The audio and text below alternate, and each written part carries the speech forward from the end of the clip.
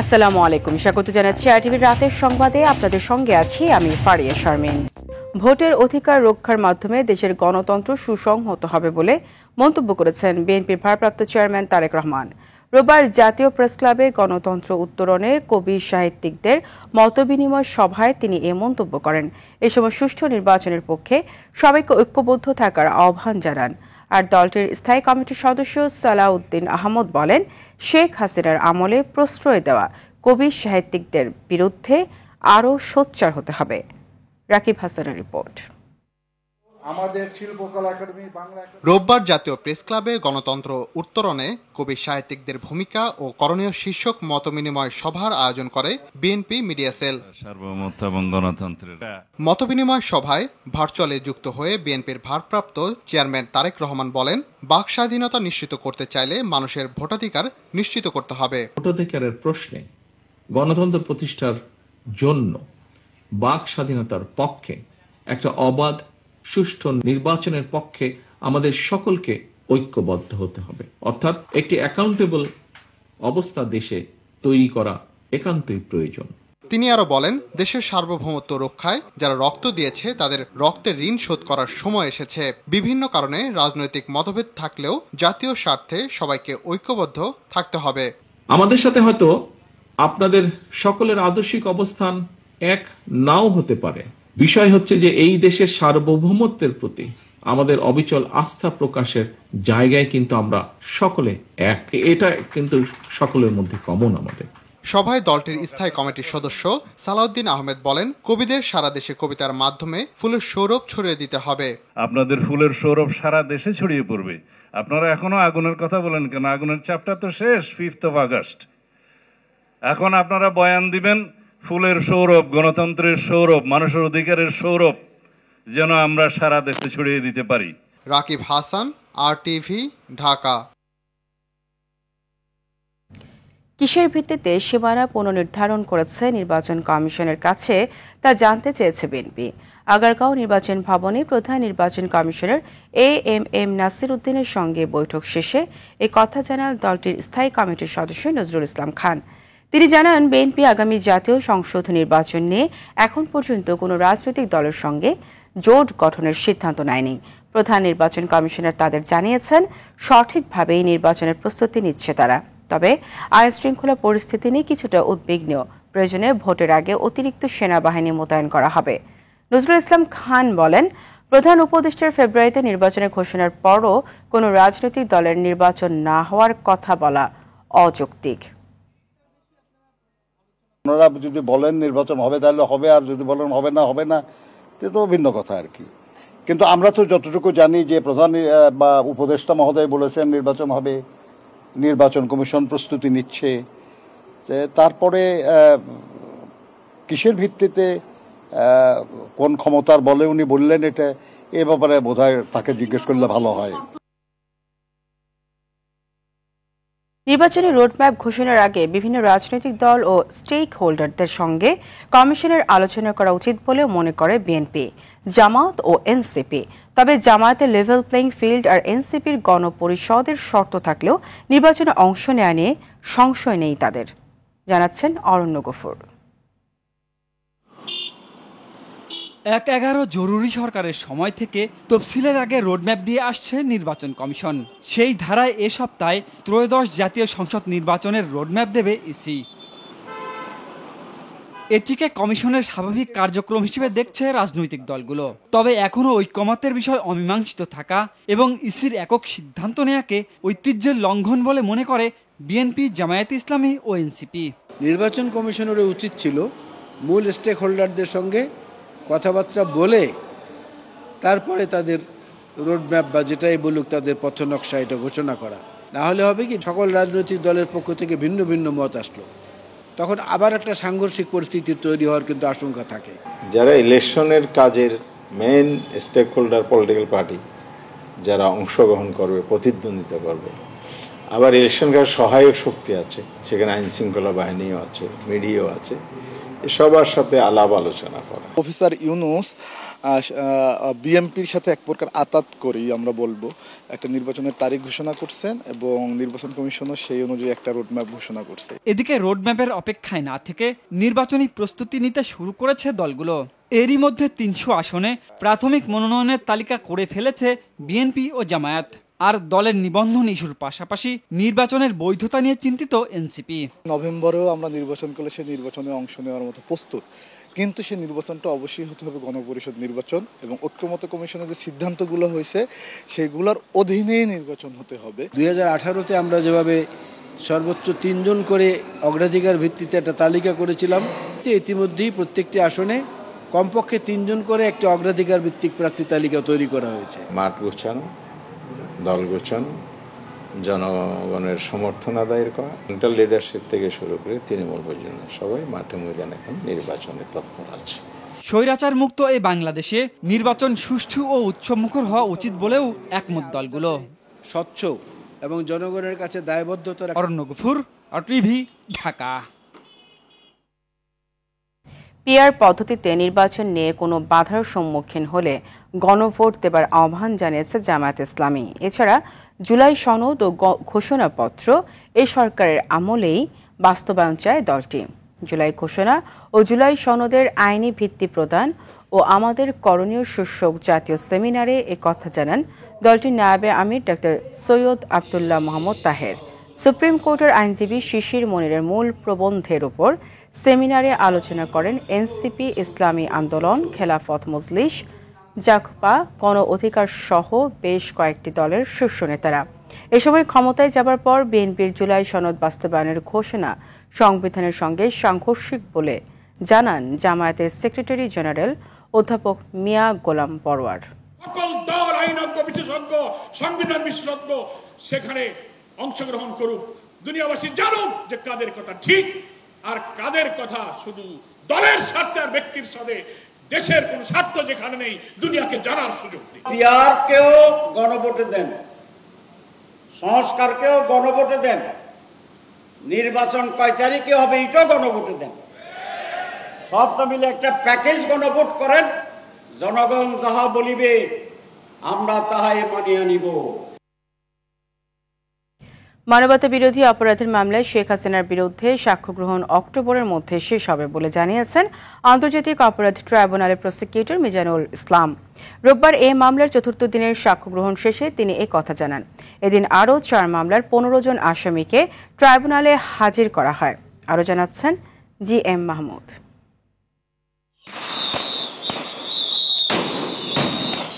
জুলাই আগস্টের আন্দোলন দমনে নির্বিচারে গুলি চালানো হয় ছাত্র জনতার উপর, হত্যা করা হয় সহস্রাধিক মানুষকে, আহত হন 20,000-এর বেশি, যার পেছনে মূল অভিযুক্ত সাবেক প্রধানমন্ত্রী শেখ হাসিনা সহ 3 জন। অন্তর্বর্তীকালীন সরকার গঠনের পর বিশেষ আদালতে চলছে তাদের বিরুদ্ধে করা মামলার বিচার। 3 জন আসামির বিরুদ্ধে এই বিচার অতীতের হিসাব নিকাশ নয়। রোববার আন্তর্জাতিক অপরাধ ট্রাইব্যুনাল 1-এ ৪র্থ দিনের সাক্ষ্য গ্রহণে সাক্ষ্য দেন জুলাই যোদ্ধা ও প্রত্যক্ষদর্শী মিলিয়ে মোট 4 জন। বিচারপতি গোলাম মর্তুজা মজুমদারের নেতৃত্বাধীন 2 সদস্যের বিচারিক প্যানেলে সাক্ষীরা আন্দোলনে তাদের অংশগ্রহণ ও পুলিশের গুলিতে আহত হওয়ার বর্ণনা দেন। জানান শেখ হাসিনা সহ জুলাই হত্যাযজ্ঞে জড়িতদের বিচারের দাবি। এই মামলার প্রমাণের জন্য যতগুলো সাক্ষী দরকার ততগুলো সাক্ষী উপস্থাপন করব। আমরা 81 জন সাক্ষীর তালিকা এখানে দিয়েছি। আইনে আমাদের অতিরিক্ত সাক্ষী দেওয়ারও সুযোগ আছে। আমরা আশা করছি ম্যাটেরিয়াল উইটনেস বাদে অর্থাৎ তদন্তকারী কর্মকর্তা ছাড়া অন্যান্য সাক্ষী আমরা আশা করছি যে আমরা আগামী মাসের মধ্যে, না হলে পরবর্তী মাসের ফার্স্ট উইকে উপস্থাপন কমপ্লিট করতে পারব। এদিন ট্রাইব্যুনালে রামপুরা, যাত্রাবাড়ি, মোহাম্মদপুর এলাকা সহ জুলাই আগস্টে মানবতা বিরোধী অপরাধে আরও 4 মামলায় তদন্ত প্রতিবেদন দাখিলের সময় বাড়িয়ে দেয় ট্রাইব্যুনাল। 2টো মামলা এবং কয়েকটা মিসকেস জন্য দিন ধার্য ছিল। রামপুরা মামলায় ওয়ারেন্ট এক্সিকিউশনের জন্য দিন ধার্য ছিল, ওয়ারেন্ট এক্সিকিউশন না হওয়ায় এটা আগামী 25 আগস্ট দিন ধার্য হয়েছে ওয়ারেন্ট এক্সিকিউশনের জন্য। এর আগে সকালে মামলার রাজসাক্ষী সাবেক আইজিপি চৌধুরী আব্দুল্লাহ আল মামুন এবং 4 মামলায় গ্রেপ্তার 15 আসামিকে ট্রাইব্যুনালে হাজির করা হয়। GM Mahmud, RTV, Dhaka. July আন্দোলনের সময় যাত্রাবাড়ীতে যুবদল কর্মী আব্দুল কাইয়ুম হত্যা মামলা বাতিল ও জামিন চেয়ে সাবেক প্রধান বিচারপতি ABM খায়রুল হকের করা আবেদনের শুনানি অনুষ্ঠিত হবে আগামী 26 অক্টোবর সকালে। বিচারপতি মোহাম্মদ জাকির হোসেন ও বিচারপতি KM রাশেদুজ্জামান রাজার হাইকোর্ট বেঞ্চে এই বিষয়ে শুনানির কথা ছিল, তবে খায়রুল হকের আইনজীবী সময়ের আবেদন করেন।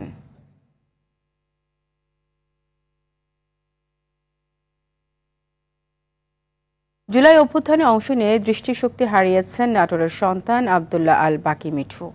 গত বছরের 4 আগস্ট সিরাজগঞ্জের বেলকুচি থানার কেজির মোড়ে গুলিবিদ্ধ হন তিনি। হাসপাতালে নেওয়ার পর মৃত ভেবে ফেলে রাখা হয়েছিল তাকে।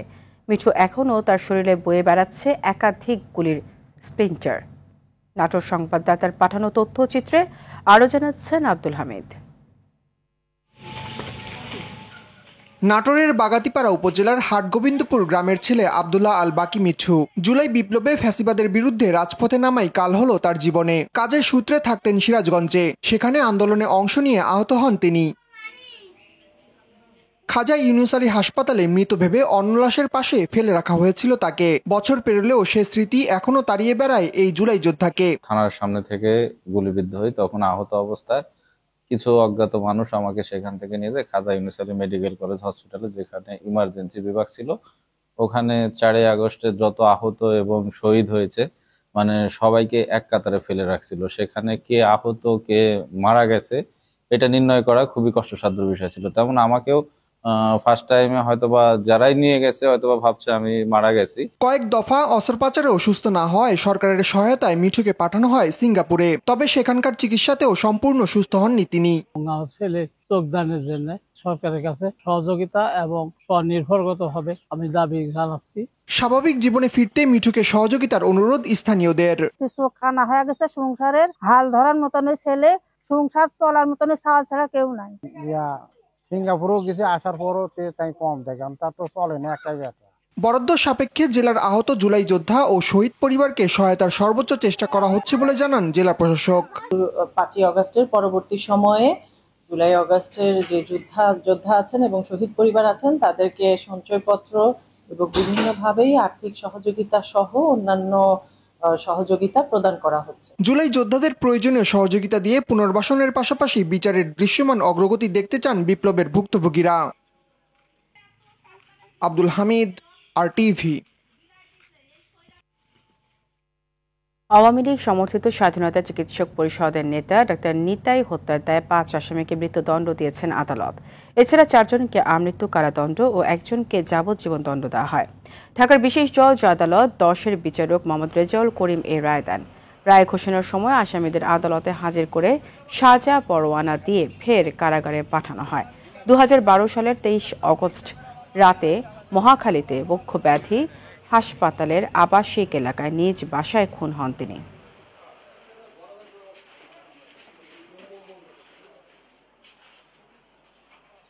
5 জনের মৃত্যুদণ্ড, 4 জনের আমৃত্যুদণ্ড এবং 1 জনের যাবজ্জীবন কারাদণ্ড হয়েছে। আমরা রাষ্ট্রপক্ষ দীর্ঘদিন বিজ্ঞ আদালতের সহযোগিতা করেছি আইনগত বিষয়গুলিতে এবং আমরা আমাদের দায়িত্ব যথাযথভাবে পালন করেছি। ইনশাল্লাহ মোটামুটি আমরা মনে করি আমরা সন্তুষ্ট। শেখ মুজিবুর রহমানের অসমাপ্ত আত্মজীবনী লিখে সাবেক আইজিপি জাবেদ পাটোয়ারি সহ 123 জনের টাকা ও ফ্ল্যাট নেয়ার অভিযোগ আমলে নিয়ে তদন্তে নেমেছে দুর্নীতি দমন কমিশন। বিকেলে সংবাদ সম্মেলনে এই তথ্য জানান সংস্থাটির মহাপরিচালক আক্তার হোসেন। তিনি আরও জানান, সাউথ ইস্ট ব্যাংকের প্রায় 69 কোটি টাকা আত্মসাতের অভিযোগে ডেল্টা গ্রুপের চেয়ারম্যান AKM ফারুক আহমেদ সহ 15 জনের বিরুদ্ধে মামলা করেছে দুদক। এছাড়াও 12 কোটি টাকার বেশি আত্মসাতের অভিযোগে বেসিক ব্যাংকের সাবেক চেয়ারম্যান শেখ আব্দুল হাই বাচ্চু সহ 9 জনের বিরুদ্ধেও মামলা হয়েছে।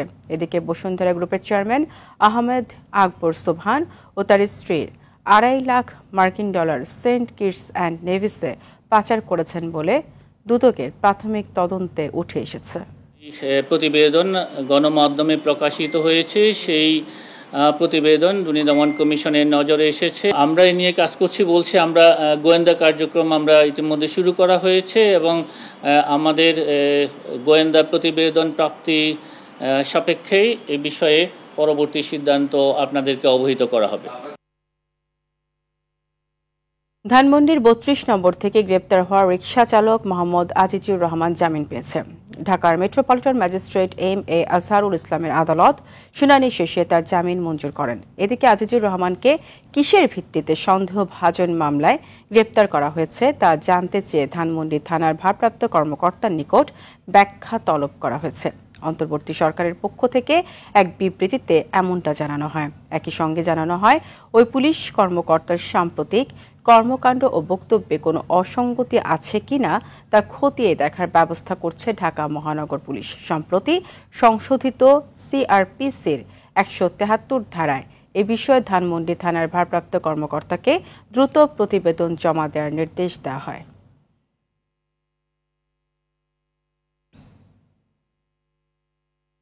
$৬,৫০৬,৫০,০০,০০০ ব্যয়ে ১০টি প্রকল্প অনুমোদন দিয়েছে জাতীয় অর্থনৈতিক পরিষদের নির্বাহী কমিটি একনেক। প্রধান উপদেষ্টা ডক্টর মোহাম্মদ ইউনূসের সভাপতিত্বে শেরেবাংলা নগর এনইসি সম্মেলন কক্ষে সভায় এসব অনুমোদন দেওয়া হয়। এর মধ্যে 5টি নতুন প্রকল্প, 2টি সংশোধিত প্রকল্প এবং ব্যয় না বৃদ্ধি করে 3টি প্রকল্পের অনুমোদন দেওয়া হয়। এছাড়া সভায় উপজেলা পর্যায়ে মিনি স্টেডিয়াম নির্মাণ নামক আরও একটি সংশোধিত প্রকল্প অনুমোদন দেওয়া হয়। পরে সংবাদ সম্মেলনে পরিকল্পনা উপদেষ্টা অনুমোদিত প্রকল্প ও অর্থায়নের বিষয় তুলে ধরেন। প্রকল্পের বাস্তবায়ন আমরা যেভাবে মনে করেছি এবার স্বাভাবিক গতিতে বা আরো দ্রুতভাবে হবে। বিশেষ করে এবছরের বার্ষিক উন্নয়ন পরিকল্পনা ইচ্ছা করেই বাস্তবসম্মতভাবে রাখা হয়েছে আকারের দিক থেকে। কাজেই আমরা সব মন্ত্রণালয়কে এখন তাগিদ দেব যে এখন তো আর কোনো অজুহাত দেওয়া চলবে না। এখন এই প্রকল্পগুলোকে স্বাভাবিক গতিতে, যেগুলো আমরা অনুমোদন করেছি স্বাভাবিক গতিতে যেন ওগুলো চলে। রাষ্ট্রপতি মোহাম্মদ শাহাবুদ্দিনের ছবি বিদেশে বাংলাদেশি সব কূটনৈতিক মিশন, কনসুলেট, কূটনীতিকদের কার্যালয় ও বাসভবন থেকে সরানোর নির্দেশ দিয়েছে পররাষ্ট্র মন্ত্রণালয়। কূটনৈতিক সূত্রে জানা গেছে, এই নির্দেশনা কোনো আনুষ্ঠানিক চিঠি বা ইমেইল পাঠানো হয়নি। টেলিফোনে অঞ্চলভিত্তিক কয়েকজন রাষ্ট্রদূত ও হাই কমিশনারকে বিষয়টি জানিয়ে পরে অন্য মিশনগুলোতে খবরটি পৌঁছে দিতে বলা হয়েছে। পররাষ্ট্র মন্ত্রণালয় সূত্র নিশ্চিত করেছে যে অঞ্চল ভিত্তিক কয়েকজন রাষ্ট্রদূত ও হাই কমিশনারকে স্পষ্টভাবে জানানো হয়েছে দ্রুত এই নির্দেশ কার্যকর করতে হবে। নন ব্যাংকিং আর্থিক প্রতিষ্ঠান ন্যাশনাল ফাইন্যান্স বাংলাদেশের 23তম বার্ষিক সাধারণ সভা এজিএম অনুষ্ঠিত হয়েছে। সন্ধ্যায় বনানীর একটি হোটেলে প্রতিষ্ঠানটির এজিএম অনুষ্ঠিত হয়। কোম্পানির চেয়ারম্যান ফাহিমা মান্নানের সভাপতিত্বে এজিএমে বিদেশি শেয়ার হোল্ডাররাও অংশ নেন।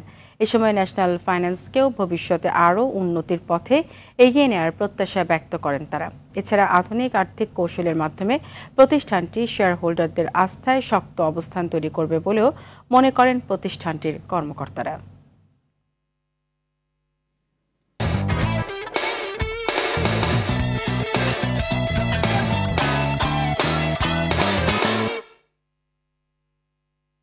এবার খেলার খবর। ফুটবল। বসুন্ধরা কিংসের 10 ফুটবলারকে অনুশীলন ক্যাম্পে যোগ দিতে আবারও ক্লাবটির কাছে চিঠি পাঠাবে বাংলাদেশ ফুটবল ফেডারেশন। রোববার ন্যাশনাল কমিটির বৈঠক শেষে এমন সিদ্ধান্তের কথা জানান মিডিয়া কমিটির চেয়ারম্যান আমিরুল ইসলাম বাবু। মূলত সেপ্টেম্বরে ফিফা উইন্ডোতে নেপালের বিপক্ষে 2টি প্রীতি ম্যাচ খেলবে বাংলাদেশ। ম্যাচ দুটির জন্য জাতীয় দলে ডাক পাওয়া 10 ফুটবলারকে এখনও ছাড়েনি বসুন্ধরা কিংস। তাতে 14 জন ফুটবলারকে নিয়ে অনুশীলন ক্যাম্প করছেন কোচ হ্যাভিয়ার ক্যাবরেরা।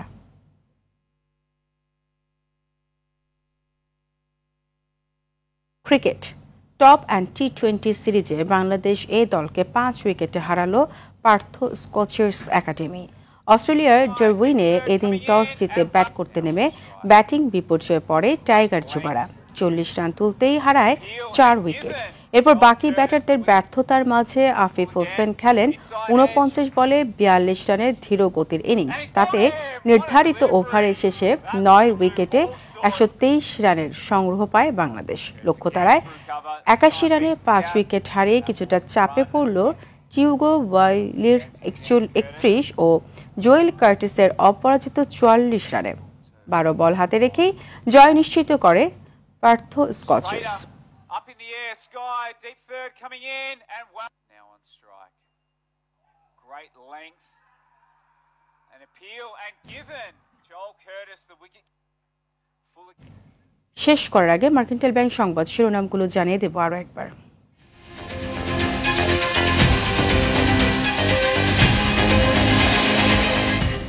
ভোটের অধিকার রক্ষার মাধ্যমে দেশের গণতন্ত্র সুসংহত হবে, মন্তব্য তারেক রহমানের। সুষ্ঠু নির্বাচনের পক্ষে সবাইকে ঐক্যবদ্ধ থাকার আহ্বান। সীমানা পুনর্নির্ধারণ কিসের ভিত্তিতে ইসির কাছে জানতে চেয়েছে বিএনপি, রোড ম্যাপ ঘোষণার আগে আলোচনার দাবি রাজনৈতিক দলগুলোর। জুলাই গণহত্যায় হাসিনার বিরুদ্ধে সাক্ষ্য গ্রহণ শেষ হতে পারে অক্টোবরে, জানালেন প্রসিকিউটর খায়রুল হকের। পরবর্তী শুনানি ২৬ অক্টোবর। অসমাপ্ত আত্মজীবনী লিখে জাবেদ পাটোয়ারি সহ ১২৩ জনের সুবিধা নেয়ার অভিযোগ তদন্তে দুদক। এবং রাষ্ট্রপতি শাহাবুদ্দিনের ছবি বিদেশে বাংলাদেশের মিশন দূতাবাস থেকে সরানোর নির্দেশ। ৫ আগস্টের পরে নামানো হয় বেশিরভাগ। রাতের সংবাদ এ পর্যন্তই। মধ্যরাতের সংবাদ রাত ১টায় দেখার আমন্ত্রণ রইল। ধন্যবাদ সবাইকে।